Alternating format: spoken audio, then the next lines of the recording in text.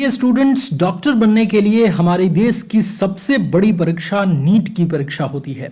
हर साल नीट की परीक्षा आयोजित की जाती है और इसके माध्यम से बहुत सारे स्टूडेंट्स का किसी अच्छे एमबीबीएस कॉलेज में एडमिशन मिलता है और वहां से वो अपनी पढ़ाई करके डॉक्टर बन पाते हैं।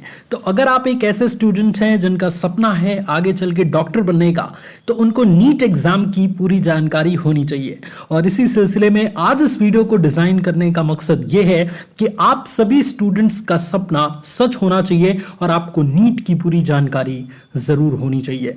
आज इस वीडियो के माध्यम से हम बात करेंगे कि नीट एग्जाम क्या है, इसको कैसे देना है, नीट एग्जाम के लिए कैंडिडेट की योग्यता यानी क्वालिफिकेशंस क्या चाहिए, नीट एग्जाम देने के लिए आपकी एज लिमिट यानी उम्र सीमा क्या होनी चाहिए, इसके अलावा नीट एग्जाम के लिए फीस कितनी लगती है, जो एप्लीकेशन फॉर्म आप सबमिट करते हैं उसकी फीस कितनी लगती है, इसके अलावा नीट एग्जाम का एग्जाम पैटर्न क्या है, मतलब कैसा पेपर होता है, किस तरीके से पेपर होता है, नीट एग्जाम का सिलेबस क्या होता है और नीट एग्जाम क्वालिफाई करने के बाद किसी भी कैंडिडेट की, किसी भी स्टूडेंट्स की सैलरी कितनी होती है। सो आइए स्टूडेंट्स फटाफट अपनी इस वीडियो की शुरुआत करते हैं और एक एक करके सभी पॉइंट को अच्छे से सीखते हैं।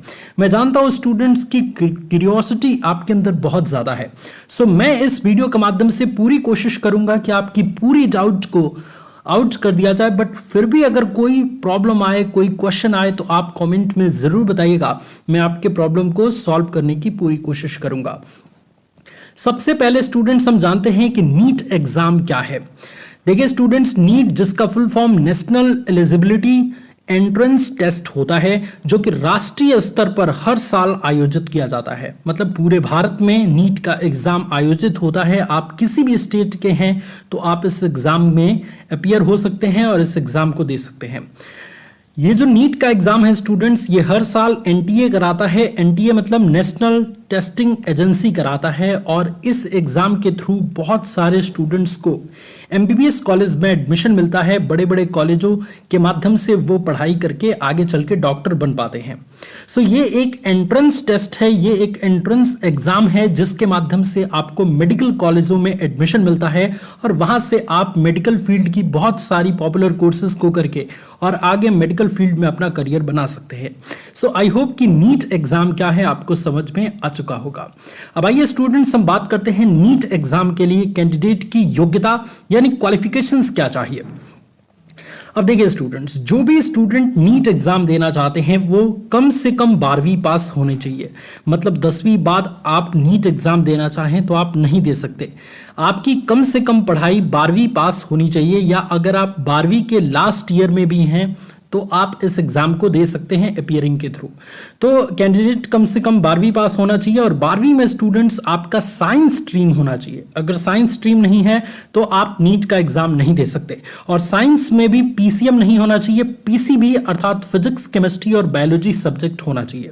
अब सवाल ये उठता है कि क्या पीसीएम वाले नीट एग्जाम दे सकते हैं, तो इसका जवाब है बिल्कुल नहीं। पीसीएम वाले नीट का एग्जाम नहीं दे सकते। अगर आपका बायोलॉजी सब्जेक्ट है यानी पीसीबी है, फिजिक्स केमिस्ट्री बायोलॉजी 12th में 11th में, तो आप नीट का एग्जाम दे सकते हैं।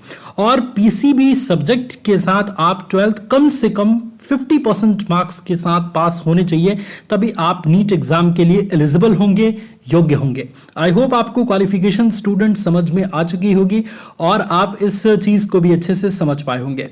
अब तीसरी इंपॉर्टेंट चीज के बारे में बात करते हैं, जो कि है एज लिमिट यानी उम्र सीमा। क्योंकि देखिए स्टूडेंट्स, एज की वजह से बहुत सारे स्टूडेंट्स पीछे हट जाते हैं या फिर एग्जाम नहीं दे पाते। तो जो भी कैंडिडेट नीट का एग्जाम देना चाहता है उसकी न्यूनतम उम्र 17 साल होनी चाहिए। यानी अगर आप कम से कम 17 साल के हैं तो आप इस एग्जाम में बैठ सकते हैं और आपकी अधिकतम उम्र 25 साल होनी चाहिए। मतलब 17 साल से 25 साल के बीच के स्टूडेंट्स नीट का एग्जाम दे सकते हैं। मतलब आपको टोटल 8 साल का समय मिल रहा है और 8 साल में आप जितनी बार चाहें उतनी बार नीट का एग्जाम दे सकते हैं। ये पॉइंट आप याद रखेंगे। साल भर में नीट का एग्जाम फिलहाल एक ही बार हो रहा है, लेकिन हो सकता है आगे चल के 2 बार कर दिया जाए, लेकिन अभी फिलहाल एक बार ही इस पूरे साल में नीट की परीक्षा होती है। इसके अलावा एज लिमिट में अगर हम और कुछ जानना चाहें तो उम्र सीमा के भीतर, अर्थात उस उम्र सीमा 17 से 25 साल के भीतर आप कितनी भी बार अटेम्प्ट दे सकते हैं, इसमें कोई रोक नहीं है। अब आगे चलते हैं, कुछ और इंपॉर्टेंट चीज के बारे में डिस्कस करते हैं, वो की है नीट एग्जाम के लिए आपकी फीस कितनी लगेगी।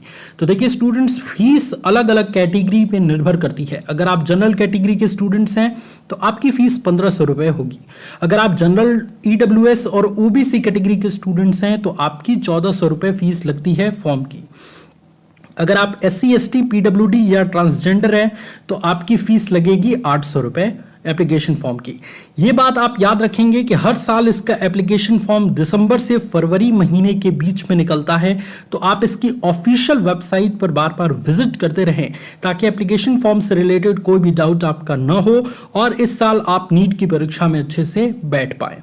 आइए स्टूडेंट्स, अब नेक्स्ट एग्जाम पैटर्न और सिलेबस के बारे में बात करते हैं। तो देखिए स्टूडेंट्स, जो नीट का एग्जाम है उसमें 3 सब्जेक्ट से क्वेश्चंस पूछे जाते हैं, फिजिक्स, केमिस्ट्री और बायोलॉजी। और बायोलॉजी में 2 सेक्शन बॉटनी और जूलॉजी से भी क्वेश्चंस रहते हैं, तो ये पॉइंट आप याद रखेंगे। सो ये तीनों सब्जेक्ट से जो क्वेश्चंस पूछे जाते हैं वो स्टूडेंट्स मल्टीपल चॉइस क्वेश्चन यानी MCQs टाइप के क्वेश्चंस होते हैं।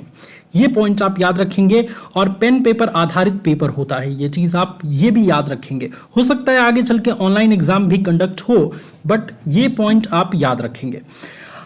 इसके अलावा इस एग्जाम को देने के लिए आपको 3 घंटे का यानी 180 मिनट का समय मिलता है। प्रत्येक सब्जेक्ट से 45 क्वेश्चंस पूछे जाते हैं, तो फिजिक्स से 45 क्वेश्चन, केमिस्ट्री से 45 क्वेश्चन और बायोलॉजी में चूंकि 2 सेक्शन होते हैं बॉटनी और जूलॉजी का, तो 45 90 क्वेश्चन पूछे जाते हैं। सो फिजिक्स से 180 मार्क्स के क्वेश्चन पूछे जाते हैं, केमिस्ट्री से 180 मार्क्स के और बायोलॉजी से जूलॉजी और बॉटनी मिला के 360 मार्क्स के क्वेश्चंस पूछे जाते हैं। तो टोटल आपके 180 क्वेश्चन पूछे जाते हैं और 180 क्वेश्चन के लिए 720 अंक निर्धारित रहता है।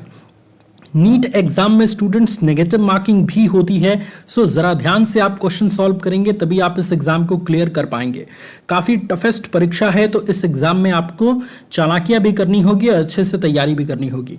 नीट की परीक्षा 11 भाषाओं में होती है, तो आप जिस भी लैंग्वेज में नीट का एग्जाम देना चाहते हैं फॉर्म भरते समय इन 11 भाषाओं को चेक जरूर कर लीजिएगा, जिसमें इंग्लिश, हिंदी वगैरह सारी भाषाएं इंक्लूड है। याद रखें कि अगर आप इंग्लिश भाषा से एग्जाम देते हैं तो आपका पेपर सिर्फ इंग्लिश में आएगा, और अगर आप किसी दूसरी भाषा से एग्जाम देते हैं तो उस भाषा में पेपर रहेगा और साथ ही साथ इंग्लिश में भी आपका पेपर रहेगा।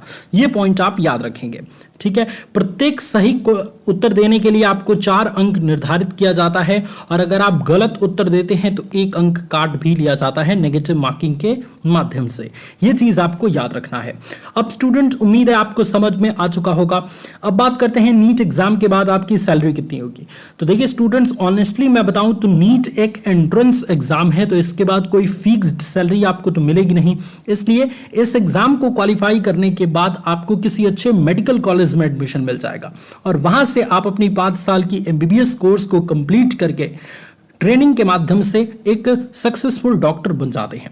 और डॉक्टर्स की सैलरी तो आप जानते ही हैं, इसमें बताने की कोई आवश्यकता नहीं है, क्योंकि डॉक्टर्स की सैलरी उनके ऊपर निर्भर करती है कि वो कितना कमाना चाहते हैं। बहुत ज़्यादा भी कमा सकते हैं, और अगर वो डॉक्टर्स पैसे से उतना प्रेम नहीं रखते तो वो एवरेज भी कमा सकते हैं। तो इस पॉइंट को आप याद रखेंगे। तो अगर मैं एवरेज बता ही दूं, अगर आपको निराश न करूं, तो आप मान के चल सकते हैं लाख रुपए, 2 लाख रुपए, 3 लाख रुपए पर मंथ हो सकती है नीट एग्जाम के बाद किसी भी कैंडिडेट की सैलरी, वो भी डॉक्टर बनने के बाद। आई होप स्टूडेंट्स नीट के बारे में पूरी जानकारी आपको अच्छी लगी होगी। और भी सभी कोर्सेज के ऊपर मैंने वीडियोस बना रखा है, जैसे IIT क्या है, IAS क्या है, PCS क्या है, इसके अलावा IPS क्या है, SI क्या है, तो आप उन वीडियोस को भी देख सकते हैं। सबसे पावरफुल, सबसे डिटेल्स वीडियो हैं, तो आप उनको देख के अपनी पूरी ड्रीम जॉब को पा सकते हैं, अपने ड्रीम प्रोफेशन में जा सकते हैं। Thank you so much students for watching this video. अगर आप चाहते हैं कि आपके करियर की राह में आपका सबसे बड़ा दोस्त, आपका सबसे बड़ा साथी एग्जाम वाला भैया हो, सो चैनल को सब्सक्राइब करके हमें सपोर्ट जरूर करिए। Thank you so much students for watching this video. God bless you all, love you all students, take care.